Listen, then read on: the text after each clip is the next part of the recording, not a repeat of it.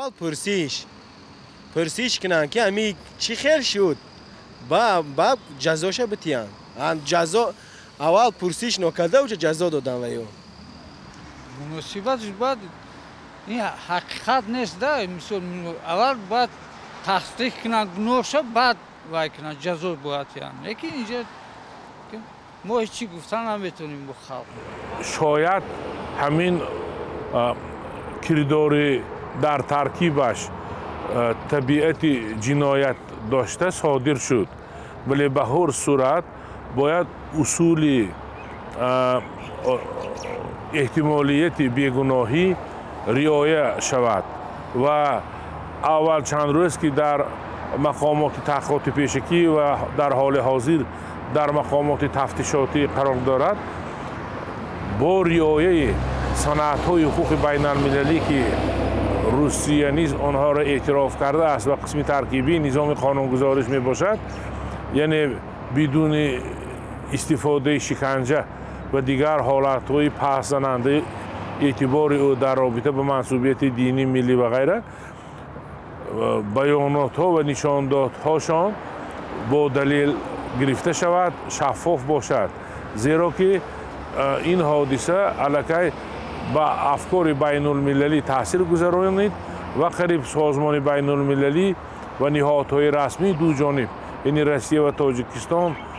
نماندند که اظهار نظر کرده باشند و جامعه شهروندی نیز بنابراین باعث تأسف است که از لحظه اول بعض اشتباه‌ها و خطاگی‌ها که برخلاف آداب کسبی راه داده شد مثلا آنها مورد شکنجه قرار گرفتند بدون حکم سود و ماهیتاً بررسی نمودن در مرافعه ها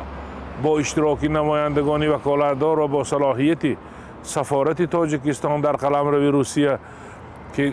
بگذار فرض کردیم اونها همین کردار صادر نمودند ولی از لحاظ امنیت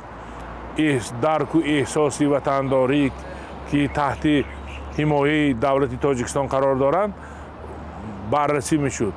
اما وقتی که گوشی بریده لب و لنج دریده طریق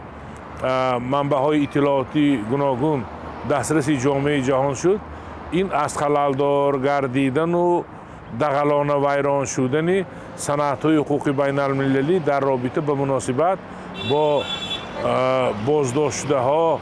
عیبدار شونده گناهکار و سود شونده شهادت می‌دهد. Недоказанные вещи нельзя трогать. برای доказать نکرده چخیل شکنجهش میتی و عذابش میتی.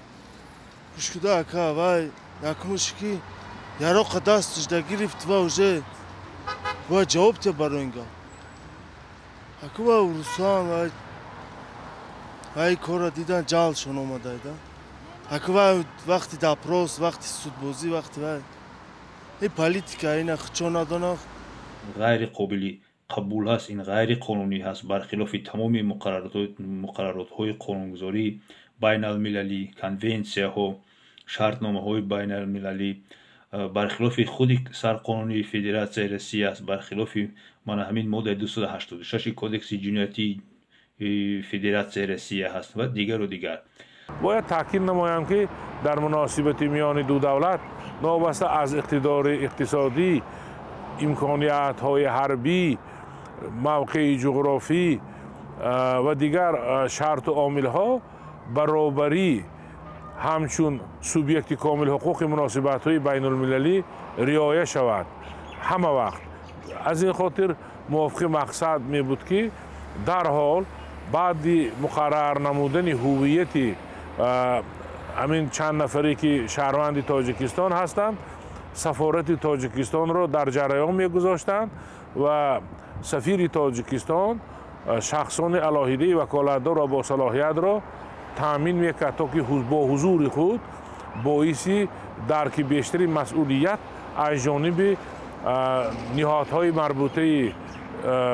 روسیه میشد.